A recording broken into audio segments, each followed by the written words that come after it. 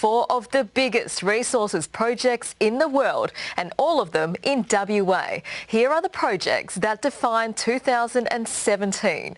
1. Ichthys. At $48 billion, the Ichthys liquid natural gas project involved tapping a huge gas field off the far north coast of WA and piping it an extraordinary 900 kilometres along the sea to Darwin.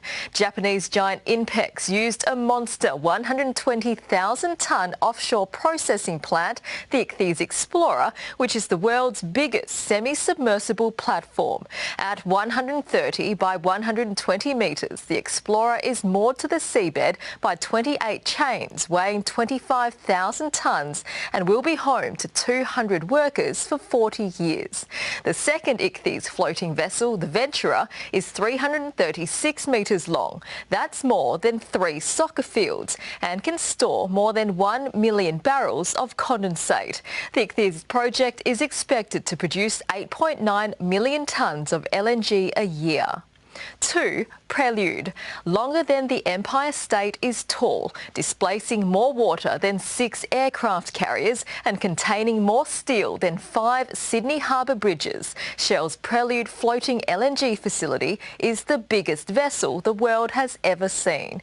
The 488-metre giant is moored in waters northeast of Broome, where it will draw gas from the seabed and convert it into 3.6 million tonnes of LNG every year, storing the liquid in holding tanks equal to 175 Olympic swimming pools. 3. Wheatstone. The first cargo of LNG from Chevron's $44 billion Wheatstone project left WA in October. A single Chevron cargo of LNG from the Onslow-based plant could power Japan for around 9 hours.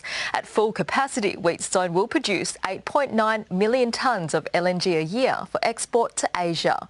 4. Gorgon.